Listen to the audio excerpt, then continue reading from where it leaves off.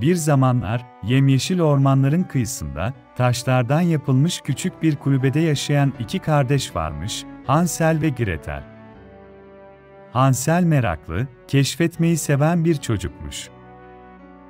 Gretel ise zeki, planlı ve koruyucu bir ablaymış. Aileleri fakirmiş ama mutlulardı. Ancak o yıl kış uzun sürmüş, tarlalar kurumuş, yiyecek azalmış. Babaları, odunculuk yaparak geçimlerini sağlamaya çalışıyordu ama gün geçtikçe evdeki ekmek daha da küçülüyordu. Bir gece üvey anneleri babalarına şöyle demiş: "Bu çocuklara daha fazla bakamayız. Ormanın ucunda bir kristal mağara olduğu söyleniyor. Oraya gitsinler, el içindeki efsanevi taşları bulabilirlerse hepimizi kurtarırlar." Babaları üzülmüş ama çaresizce kabul etmiş. Ertesi sabah Hansel ve Gretel, küçük bir çanta, bir fener ve biraz ekmekle yola çıkmışlar. Ama Gretel şüphelenmişti, bu mağara gerçek miydi, yoksa onları kurtulamayacakları bir maceraya mı itiyorlardı? Ormana girdiklerinde hava birden serinlemiş. Kuş sesleri kesilmiş, ağaçlar daha sık olmuştu. Hansel gizlice cebine kuru ekmek kırıntıları doldurmuş ve her birkaç adımda bir arkasına bakarak yere bırakmış. Gretel bunu fark ettiğinde gülümsedi. "Yolu unutmamamız için değil mi?" Hansel başını salladı. "Geri dönmemiz gerekirse diye." Ancak gece bastırınca işler değişti. Ormanda garip bir sis yükseldi. Ekmek kırıntılarını göremiyorlardı. Gretel feneri yukarı kaldırdı ama sis her şeyi yutuyordu. Yürümeye devam ederlerken, yolun kenarında cam gibi parlayan taşlar fark ettiler. Hansel bir tanesini eline aldı. Taş hafifçe parlıyor, avucunu ısıtıyordu. Kristal ormanı denen yer burası olmalıydı. Ormanın içi sıra dışıydı.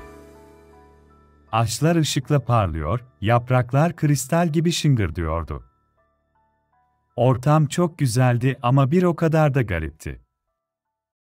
Bir süre sonra karşılarına dev bir mantar ağacı çıktı. Altında yaşlı bir baykuş oturuyordu.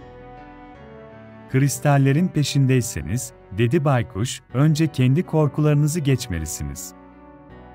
Hansel ve Gretel birbirlerine baktılar. "Korkular mı?" Baykuşun gösterdiği yoldan ilerlediler. Önce Hansel'in sınavı geldi, ağaçların arasında ailesinin seslerini duyuyordu. Üvey annesi onu çağırıyor, babası ağlıyordu. Ama sesler yalandı, orman onun zaafını kullanıyordu. Hansel gözlerini kapatıp Gretel'in elini tuttu. Bu gerçek değil. Sonra Gretel'in sınavı geldi, önünde annesini gördü. Ona sarılmak üzereyken kadın bir anda gölgeye dönüştü. Gretel korkudan geri çekildi ama kararlıydı. "Sen annem değilsin." Bu sınavları geçtiklerinde önlerinde dev bir kristal kapı belirdi. Kapı açıldığında içeri girdiler ve karşılarına rengarenk şekerlerle süslenmiş bir ev çıktı. Ev rüyadan fırlamış gibiydi. Evde onları yaşlı ama zarif bir kadın karşıladı. "Aç olmalısınız," dedi. "İçeri gelin." Masada çeşit çeşit yemek vardı. Hansel bir ısırık almak üzereydi ki Gretel fısıldadı. "Bir şey doğru değil. Bu kadının gölgesi yok." Kadın gülümsedi. "Çok zekisin küçük kız. Ama bu sefer de zekin seni koruyamayacak." Bir anda yaşlı kadın karardı, şekli değişti. Gözleri kırmızıya döndü, elleri uzun pençelere dönüştü. Ormanı koruyan eski bir büyücüydü. Gelenleri kandırıp onların cesaretini çalıyor, ormana hapsediyordu. Hansel ve Gretel kaçmaya çalıştılar ama kapılar kapanmıştı. Gretel elindeki kristali yere vurdu, bir ışık parladı.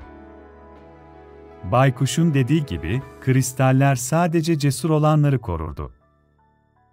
İki kardeş birlikte, içerideki tüm aynaları kırdılar. Büyücünün gücü aynalardaydı. Her kırılan aynayla büyücü zayıfladı, sonunda toz olup dağıldı. Ev yıkıldı ama kristaller parlamaya başladı. Bir ses yankılandı. Sınavları geçtiniz. Cesaretiniz sizi evinize götürecek. Şık içinde uyanan Hansel ve Gretel, kendilerini evlerinin önünde buldular.